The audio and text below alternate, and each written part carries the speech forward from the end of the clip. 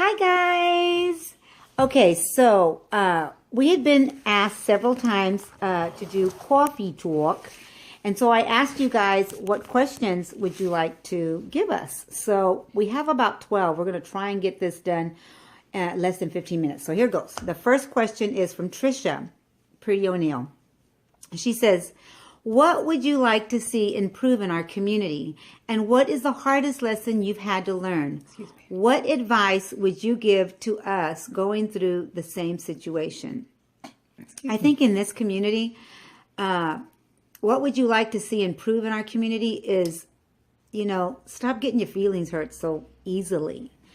My mama used to say that we could agree to disagree, but we couldn't be ugly to get to each other. And she meant by telling each other off and not talking anymore. She hated for us not to talk to our brothers or my sister. You had to make up. It was okay that we all had opinions. It was okay. And I think that is the same thing with this community. Mm-hmm. We all have to learn to agree to disagree. Mm-hmm. And it's okay.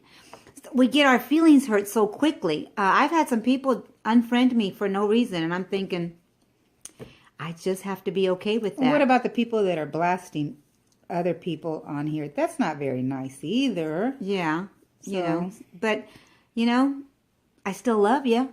It doesn't matter. Everyone has their opinion, and I think it's okay to have an opinion. And what is the hardest lesson you've had to learn? That people get offended too easily, and it hurts. I don't like to offend anybody. If you know me, you know that, and I want us to all get along, and it's hard because we all come from different mindsets. And what advice would you give to us? First of all, I'd like to say that nothing holds you back more than your own insecurities. Mm-hmm. We all have insecurities. First of all, I'm answering this question or answering these questions, not trying to tell you that I have the answer to everything. But, we have to seek out advice. And also, getting over painful experience is much like crossing monkey bars. Do you guys remember the monkey bars back in the day when we were going to school? We had monkey bars.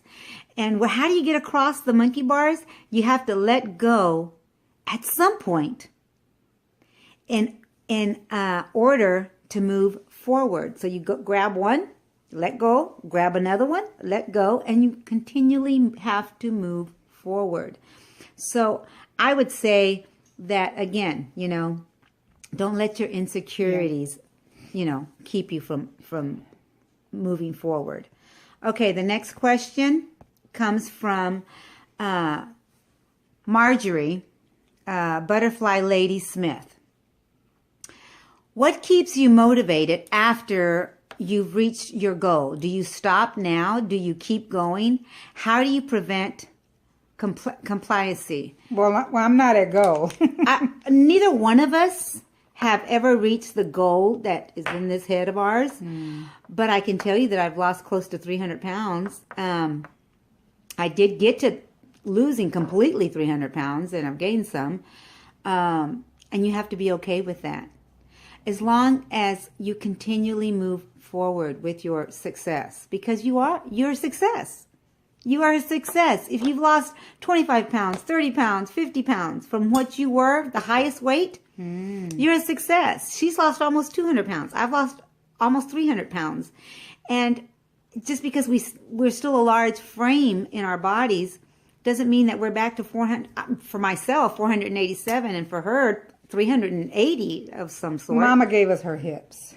Her legs and her hips. You and have her butt. You have to be okay with where you're at. It's in the genes. And continually move forward. Do you keep going? Yes. Because there's never a stopping point. Mm-hmm. There really isn't. Mm-hmm. How do you prevent compliancy? It's never being satisfied where you're at. You just keep moving forward and believing that, even if you're in maintenance, that you can keep that maintenance going. Because my mama used to say, you can lose the weight. That's not the hard part. The hard part is keeping it off. Yeah. My husband says, Eric Omgren, how do you make crust for pizza? Just lightening the mood. Well, my husband knows that I use cauliflower, but I'm going to try some other ideas later. Dennis, I had to go to this one. See, Dennis says, in staying on track with protein and water, still easy for you since being post-op? Is staying on track with protein and water still easy for you since being post-op? I can tell you that my protein comes from solid protein, solid chicken, solid roast, solid meat, and vegetables. Keeps me full longer. You go to drink your protein, you're not going to stay full longer. So if you know that, that'll keep you going. That's just something that we both have learned. I hope I answered the question correctly for you. But yeah, that's basically, is it easy? Is it still easy? I guess it is, because that's the road we took. And that's the lifestyle that we lead. Janice Simpler says, what were your favorite things to do when you were a teenager? For me, my favorite thing to do is to teach. I had a Sunday school class, and I love teaching my kids. And that's where I got the love. I was a school teacher for 30 years, and I think that's where the love came in as far as teaching is concerned. And mine was always sewing and coloring. And look at her. She's a great crafter now. And I could grasp that fast. If I really wanted to learn a certain stitch or whatever, my mother always had me cut our patterns. My mother made our clothes. So she always said she couldn't do it, but I think she could. I really didn't like doing it. So I had to cut all the patterns. I had to cut all the fabric, and that's where I enjoyed doing it. So Armida, our sister from another mister, Armida Parker, says, where do you both think you would be now if you hadn't had gastric bypass? Underground. For me, I think that is said very quickly, and but yet very true. I was almost 500 pounds and very unmobile. I wasn't mobile at all, hardly. And when I did move a lot, I could feel it in every bone of my body. I think that's why we're suffering now with our knees, because I was almost 400 pounds. But we've always had arthritis as well. Yeah. We were born with arthritis. But thank God that even with gastric bypass, our arthritis is not as bad as they used to tell my mother. My mother, they would tell her that we were going to have, our arthritis was going to cripple us. And praise God, we're good. We're bad, but we're good. Does that make sense? Danielle Lopez Manson says, what's the hardest part to weight loss surgery rules for you to follow, being so far post-op? Sweetheart, for me, I know a lot of people say they're rules, right? And there is things that we have to follow in every surgery, But for me, it's a lifestyle. And I've just learned it. Not that we never rear out of our lifestyle. My daughters brought me a piggy this week, and I ate it. You guys, it's like a gingerbread cookie. It's like a gingerbread cookie. And I ate it. And but I do know that if I eat ice cream, I'm going to get sicker than a dog. And so it hurts. Stay away from it. I stay away from it. So me, I have to slow down. I have to literally take the time to take a bite and count to 30. So the hardest part of weight loss surgery rules is that I consider the rules the hardest thing. But the lifestyle that I have chose is easier said than done, right? I like saying that it's just a lifestyle, and I've learned to live that lifestyle. Even if I'm in maintenance, I've learned to live the lifestyle, even though I veer every once in a while. Okay. David Fecker Jr. says, and I'm sorry if I'm messing up y'all's names. What do you suggest if you've fallen off the wagon and gained some weight back, and you want to take it off and it's not working, and I have steamer water, aerobics, and aqua Zumba? Well, first of all, I praise you for doing the aqua and the water, because that's the best thing you could do is keep moving. Yeah. Because if you stop moving, you're going to lose the movement. So just keep moving. And as far as eating, you have to remember that we're all basically carb sensitive. Yeah. Our bodies are going to just hold on to that carb monster. You know, so it's a carb monster for me. And it's going to slow up my metabolism as well. So if you know that ahead of time, then you know to just do better in your eating. You know, a lot of people say you're going to lose weight more in the kitchen than you are on the machines at the gym.